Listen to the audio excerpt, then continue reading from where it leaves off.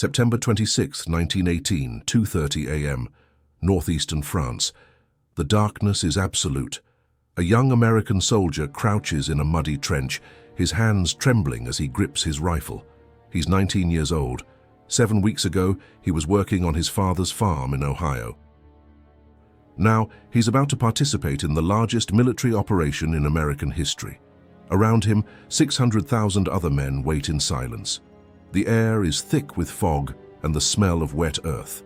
Then, at precisely 2:30 in the morning, the world explodes. More than 2,700 artillery guns erupt simultaneously along a 24-mile front. The barrage is so intense that it exceeds all the ammunition fired by both sides during the entire American Civil War. For 3 hours, the earth shakes. German positions are hammered by a rain of steel and fire. The young soldier from Ohio can't hear his own thoughts over the deafening roar. At 5:30 a.m., whistles blow. It's time to go over the top. This is the beginning of the Meuse-Argonne Offensive.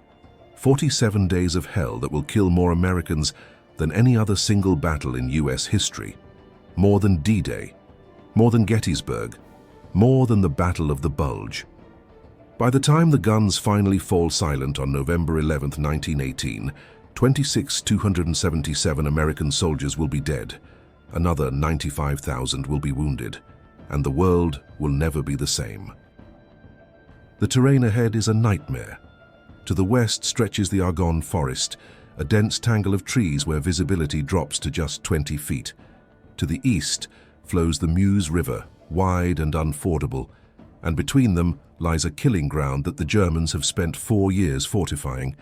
4 defensive lines, miles of barbed wire so thick it looks like steel forests, concrete bunkers with interlocking fields of fire, machine gun nests positioned on every hill and ridge. The Germans call this the Hindenburg Line, and they believe it's impregnable. For 4 years, Europe has been drowning in blood. Since 1914, the Western Front has been a stalemate of unimaginable brutality. Millions dead in the mud of France and Belgium. Entire nations exhausted. Britain, France, and Germany have bled themselves white, fighting over strips of land measured in yards. But now, in the fall of 1918, something is different. America has arrived. When the United States declared war on Germany in April 1917, the U.S. Army consisted of just 125,000 men, poorly equipped and untrained for modern warfare. But by September 1918, more than 2 million Americans are in France, with 60,000 fresh troops arriving every week. They're young, eager, and they haven't been broken by 4 years of trench warfare. General John J. Pershing, commander of the American Expeditionary Forces, sees an opportunity. While British and French forces attack from the north, the Americans will strike here, in the Meuse-Argonne sector. The goal is simple but audacious: smash through the German lines, capture the railway hub at Sedan, and cut the supply lines that keep the German army in France alive. Pershing stands alone among Allied commanders in insisting that his troops will fight as an independent American army, not scattered among French and British units. The French Supreme Commander, Marshal Ferdinand Foch, is skeptical. He doesn't believe the inexperienced Americans can handle such a massive operation. During a heated meeting, Foch demands to know, "Do you wish to take part in the battle?" Pershing's response is defiant. "As an American army, and in no other way." But Pershing faces a staggering challenge. Most of his soldiers are draftees with minimal training. 70% are between 18 and 23 years old. Many have been in France for less than 2 months. Some divisions, like the 79th, have been in the country for only 7 weeks. They've never seen combat. They don't understand the brutal reality of modern warfare, and they're about to face some of the most experienced, battle-hardened troops in the German army. Adding to the chaos is an invisible enemy, the Spanish flu. The second wave of the 1918 influenza pandemic is ravaging both armies. In mid-October alone, 1,451 American soldiers will die from the flu in a single week.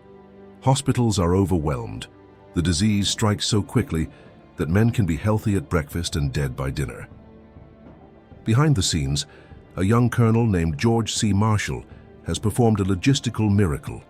In just 2 weeks, he has moved 600,000 men, 3,000 artillery pieces, and nearly 1 million tons of supplies 60 miles from the Saint-Mihiel sector to the Meuse-Argonne front, all under cover of darkness to maintain surprise.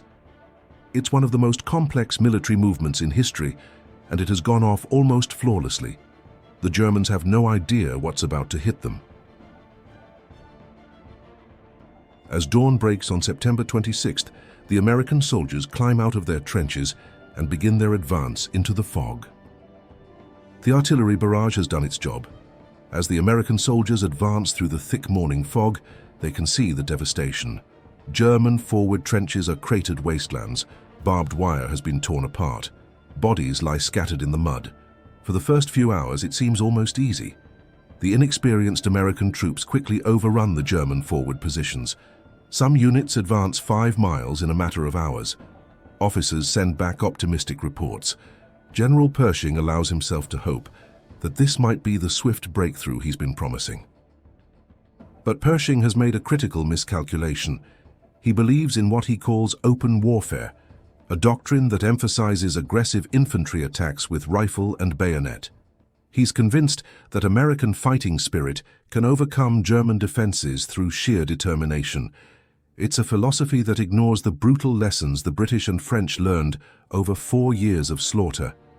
Modern machine guns and artillery have made such tactics obsolete. The Germans are about to remind everyone of this terrible truth. By mid-morning, the American advance begins to slow. The fog that helped conceal their initial attack now works against them. Units lose contact with each other. Companies wander off course in the dense Argonne forest. Communication breaks down completely. Officers have no idea where their men are or what's happening on their flanks. And then the Germans counterattack. The young Ohio farm boy we met at the beginning is now face down in the mud, trying to make himself as small as possible. German machine guns are tearing through his company from a position on a hilltop they can't even see. Men are screaming. His sergeant, who reminded him so much of his uncle back home, is dead, his body cut nearly in half by machine gun fire. To his left, a boy from Kentucky is crying for his mother, clutching the stumps where his legs used to be. The Ohio soldier realizes with crystal clarity that he's probably going to die here, in this godforsaken French forest, and his parents will never even know exactly where or how it happened. This is the reality Pershing didn't prepare his men for. The German defenses aren't a single line they can pierce with one bold charge. They're a layered system of death designed by men who've spent 4 years perfecting the art of killing. Behind every position they capture, there's another, stronger one. Behind every hill, more machine guns. And the Germans know this terrain intimately. They've occupied it since 1914. Every field of fire has been carefully measured. Every approach is covered by interlocking guns. The 79th Division, fresh off the boat and barely trained, is given the task of capturing Montfaucon, a massive hill crowned with German fortifications. It's one of the most important objectives of the entire offensive. The German Crown Prince himself used Montfaucon as an observation post during the Battle of Verdun in 1916. From its heights, you can see for miles in every direction. Pershing has ordered it taken by the end of the first day.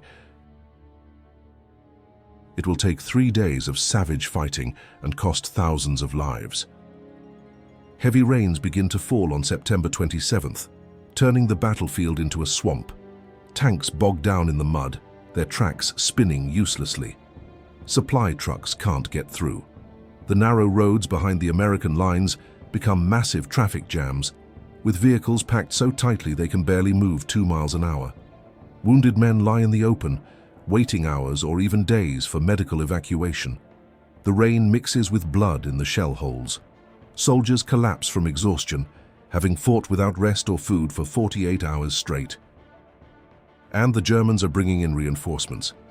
By September 29th, just 3 days into the offensive, 6 additional German divisions have arrived. The Americans are no longer fighting a retreating enemy.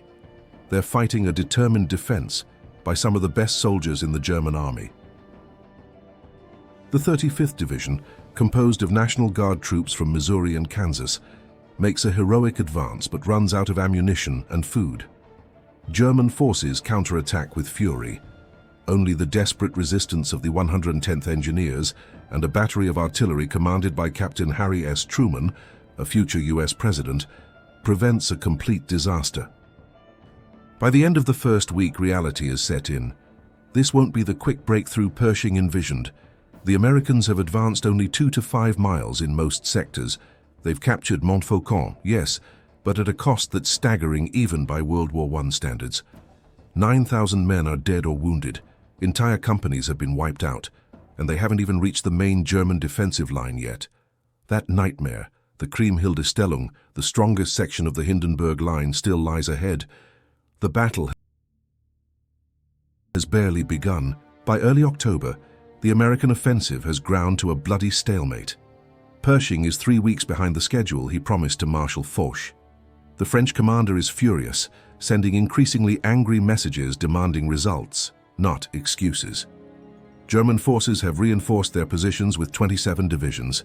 The Americans are exhausted, disorganized, and dying by the thousands. Something has to change. Pershing makes a ruthless decision. He begins firing his commanders. Officers who've served for decades suddenly find themselves relieved of duty. The message is clear: break through the German lines or your career is over. It's a calculated gamble. Either it will inject new aggression into the American attack, or it will shatter what's left of the army's cohesion. On October 7th, Pershing orders a temporary halt to all major operations. The army needs to catch its breath, reorganize, and prepare for one more massive push against the Hindenburg Line. But war doesn't pause for reorganization. On October 8th, something extraordinary happens in a small valley near the village of Châtel-Chéhéry. A patrol of 17 men from the 82nd Division has been sent to silence German machine gun nests that are blocking their regiment's advance. The patrol is led by Sergeant Bernard Early. Among his men is a 30-year-old corporal named Alvin York, a former conscientious objector from rural Tennessee who initially refused to fight because of his religious beliefs. The patrol stumbles into a German command post, surprising medics and officers having breakfast. They quickly take prisoners, but before they can secure the position, German machine gunners on the hillside above them open fire. 9 Americans fall dead or wounded in seconds, including Sergeant Early, who takes a bullet and collapses. Corporal York suddenly finds himself in command of 7 terrified men, surrounded by enemies, with 132 German prisoners to guard and machine guns tearing through the air around them. What happens next will become legend. York orders the other survivors to guard the prisoners. Then he does something that seems insane. He attacks alone. Using the marksmanship skills he learned hunting wild turkeys in the Tennessee mountains, York begins picking off German machine gunners one by one. 25 Germans fall to his rifle. When 6 German soldiers charge him with bayonets, he shoots them all with his pistol, working from back to front, so the ones behind don't realize what's happening until it's too late. A German officer, Lieutenant Paul Vollmer, watches in disbelief from his command post. Thinking he's under attack by a much larger force, Vollmer surrenders his entire battalion. By the time York marches his prisoners back to American lines, he's captured 132 Germans. His commanding officer doesn't believe him until he counts them himself. York's feat becomes instant news, but it's only one story among thousands of desperate heroism in these terrible October days. The real turning point comes on October 14th, when the Americans launch their most critical assault yet. The objective is Côte de Châtillon, a massive hill that dominates the entire Romagna Heights. If the Americans can take this position, they'll finally break through the Kriemhilde-Stellung, the heart of the Hindenburg Line. If they fail, the offensive is over. The task falls to the 42nd Rainbow Division, and specifically to Brigadier General Douglas MacArthur's 84th Brigade. MacArthur is 38 years old, already a legendary figure known for his fearlessness and his refusal to carry a gas mask or wear a helmet. His corps commander, Major General Charles Summerall, visits him the night before the attack with a message that's both inspiration and threat. "Give me Châtillon, or a list of 5,000 casualties. The attack begins at dawn on October 14th. MacArthur's men charge across open ground into a hell of machine gun fire and artillery. The Iowa 168th Regiment takes Hill 288 by noon, but Côte de Châtillon itself remains unconquered. MacArthur leads assault after assault personally, always at the front, always visible to his men. But the German defenses are too strong. October 15th is worse. The Americans gain nothing. Bodies pile up in the wire. Summerall relieves the commander of the neighboring brigade and tells MacArthur in words that cannot be misunderstood, "Take that hill tomorrow or join him." That night, MacArthur leads a reconnaissance patrol into no man's land to find a weakness in the German defenses. German artillery catches them in the open. MacArthur is the only survivor. But he's found what he was looking for, a gap in the wire, a weak point the Germans don't realize exists. On October 16th, MacArthur's Alabama and Iowa regiments exploit that gap. While artillery pins the Germans down, Major Ross leads a group through the wire and envelopes the enemy position. The Germans break. Côte de Châtillon falls. It has cost 3,000 American casualties, but the Hindenburg Line is breached. The Ohio soldier from our opening, miraculously still alive, stands on the captured hill and looks north. The way is open. With the Hindenburg Line broken, everything changes. General Hunter Liggett, who has taken over command of the First Army from Pershing, orders a brief pause to reorganize and bring up fresh divisions. The men who've been fighting for 5 straight weeks are physically and mentally shattered. Many can barely walk. Some have been in combat so long they've stopped reacting to artillery fire, sitting motionless in their trenches while shells explode around them. Medics report that the army is approaching complete exhaustion, but Liggett knows that the Germans are in even worse shape. On November 1st, the Americans attack again. This time there's no grinding stalemate. The German army is collapsing. 4 years of war have finally broken them. Units that once fought with fanatical determination are now surrendering en masse or simply retreating. By November 5th, American forces have cleared a broad path to the Meuse River. The French Fourth Army, fighting alongside the Americans, captures the town of Sedan on November 6th, cutting the critical railway that supplies German forces throughout northern France and Belgium. The end is near and everyone knows it. In Berlin, revolution is brewing. The German Navy mutinies at Kiel. The Kaiser's government teeters on the edge of collapse. On November 8th, a German delegation crosses into French lines carrying a white flag. They've come to negotiate an armistice. The terms are harsh. Immediate German withdrawal from occupied territories, surrender of massive amounts of military equipment, and Allied occupation of German territory. The Germans have no choice but to accept. The armistice will take effect on the 11th hour of the 11th day of the 11th month, November 11th, 1918, at 11 a.m. But the killing doesn't stop. Pershing wants to keep attacking right up until the final moment. Some officers push their men forward in futile attacks during the last hours, seeking glory or trying to capture one more village before the war ends. Men die at 10:59 a.m. on November 11th, just minutes before peace. The last American soldier killed in World War I falls at 10:59, shot by a sniper. 1 minute later, the guns fall silent across the Western Front. The Ohio soldier, incredibly, has survived. As the ceasefire takes effect, he sits in a muddy trench and simply starts crying. He can't stop. Around him, other men are doing the same. Some are cheering, but most are just silent, stunned that they're still alive. In 47 days, his division has been reduced to barely half its strength. Every one of his closest friends is dead or wounded. He thinks about the boy from Kentucky who died screaming in the first week, about his sergeant, about the hundreds of faces he saw for just hours or days before they were torn apart by bullets or blown to pieces by artillery. The numbers are staggering. Of the 1.2 million American soldiers who fought in the Meuse-Argonne Offensive, 26,277 are dead. Another 95,786 are wounded. That's a casualty rate of 10%. To put it in perspective, imagine every person in a sold-out football stadium gone. And that's just the Americans. The Germans lost 28,000 men. The French casualties are uncounted but substantial. The Meuse-Argonne American Cemetery at Romagny-sur-Montfaucon contains 14,246 graves, making it the largest American military cemetery in Europe. More than twice as many Americans are buried there as at Omaha Beach. And these numbers don't even account for the invisible killer. The Spanish flu killed approximately 15,849 American soldiers in the AEF during the offensive, possibly more than died from enemy fire.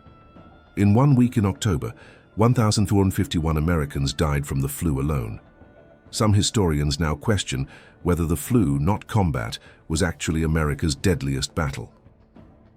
The strategic impact is undeniable. The Meuse-Argonne Offensive, combined with British, French, and Belgian offensives across the Western Front, forced Germany to accept defeat. The Americans broke through defenses the Germans considered impregnable. They captured territory the French had failed to retake in 4 years. They cut the railway that kept the German army supplied. Most importantly, they demonstrated that the United States had become a global military power. The arrival of fresh American troops by the hundreds of thousands had tilted the balance of the war irreversibly in favor of the Allies. But the cost raises uncomfortable questions. Was Pershing's aggressive doctrine worth the lives? Could better tactics have reduced casualties?